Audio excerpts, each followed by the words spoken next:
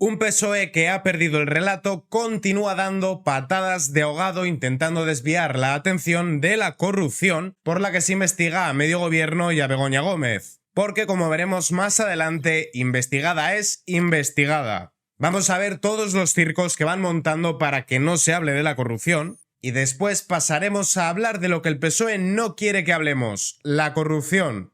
La primera noticia no sabría si verla como una cortina de humo o una estrategia. Bronca en Moncloa, Bolaños llama a traidores e hipócritas a Sumar por tumbar la ley del suelo. El PSOE tuvo que retirar esta ley porque no iba a salir adelante. Y es que no saliese adelante sería otra derrota más de un gobierno que va encadenando derrotas. Un gobierno que es incapaz de asegurar el apoyo de sus socios de investidura. Un gobierno sin presupuestos que tiene que gobernar a golpe de decreto. Que por cierto, si no se contemplaban los presupuestos del año pasado y este año no hay presupuestos, esos 15.000 millones de euros de la deuda catalana que va a pagar España, ¿de dónde salen? ¿De algún fondo de contingencia secreto o de dónde?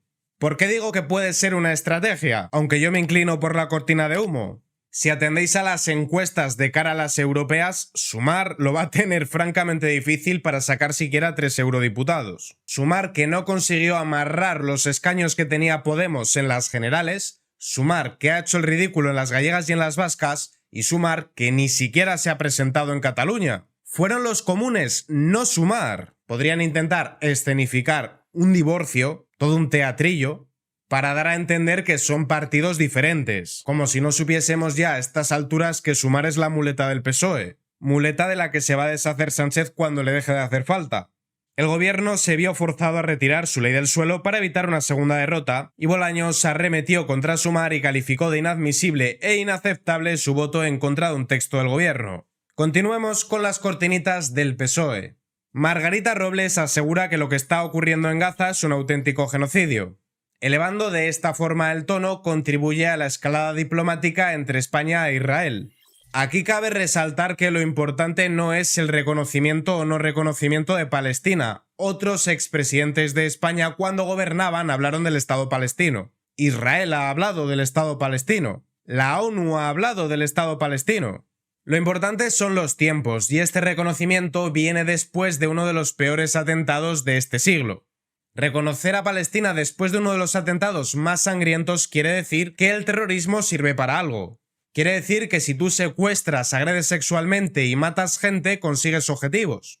Y todo esto en un momento en el que las relaciones entre España e Israel no son buenas. Nuevamente el PSOE intenta introducir en nuestra política doméstica temas de debate distintos a su corrupción, incluso aunque eso comprometa nuestra política exterior.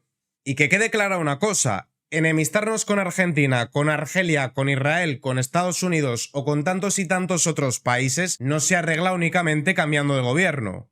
Reconstruir las relaciones diplomáticas va a llevar tiempo. En un hipotético gobierno Partido Popular y Vox, se podría pensar que Argelia no tendría problema en volver a ser nuestro socio estratégico en materia energética. Pero claro, Argelia va a pensar, ¿y si en 4 años vuelven los socialistas qué? Que es lo mismo que ocurre con la inversión extranjera. Tú puedes bajar los impuestos o dar incentivos. Que eso no es sinónimo de que los capitales vengan al día siguiente. Porque si en 4 años vuelve el PSOE, sube los impuestos, mete trabas burocráticas, etc., tu dinero se pierde. Y por supuesto la tercera cortina de humo, continuar con los insultos a Javier Milei.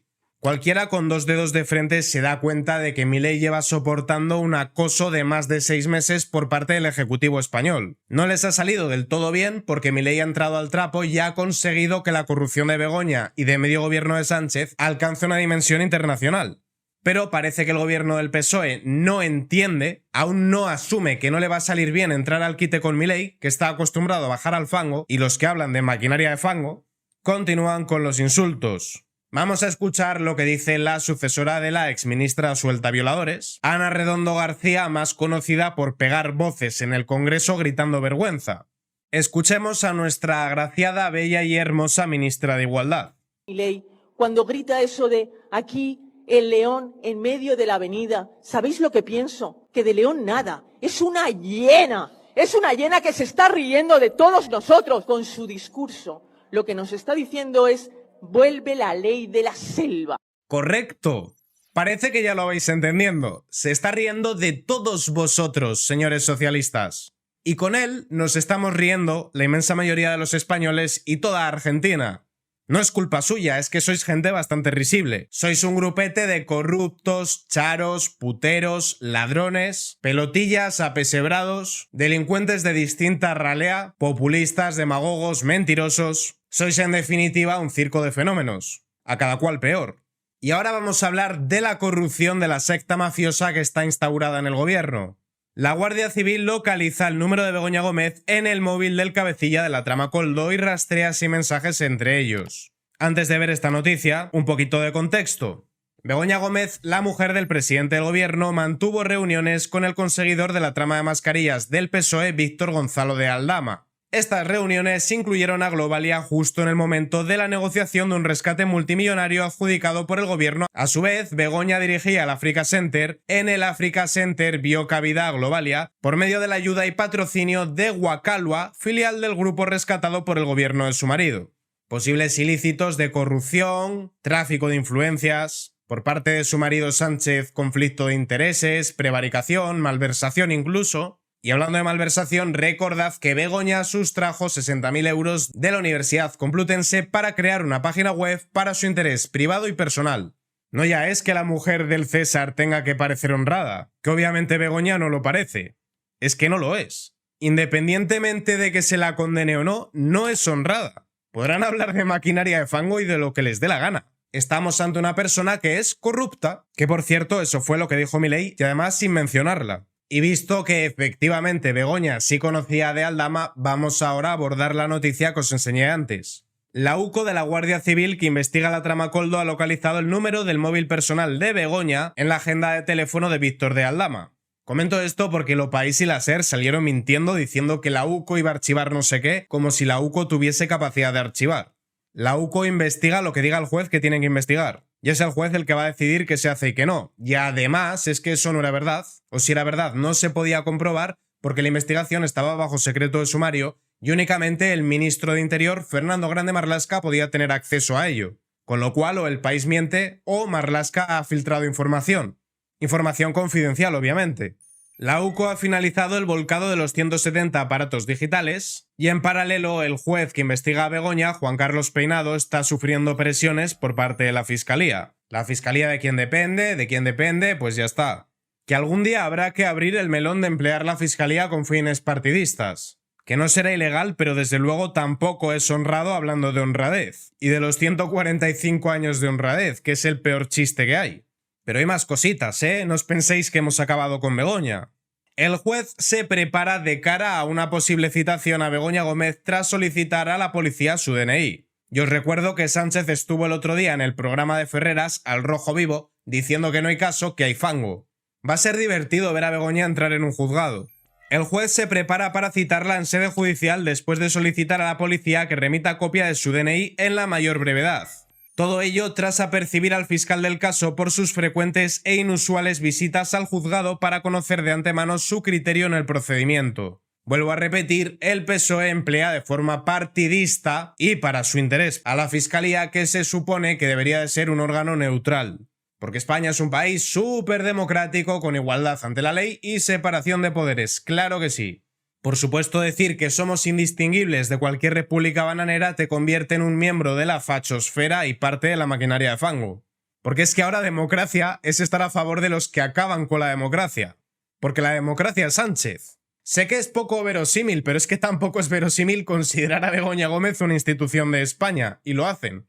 El instructor seguirá adelante con la causa que abrió hace unas semanas por tráfico de influencias y corrupción en los negocios. Y ahora vamos a ver lo de que investigada es investigada.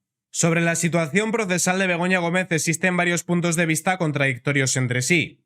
En las resoluciones Begoña aparece como investigada, tanto en los encabezamientos de los documentos como cuando el propio juez se refiere a ella.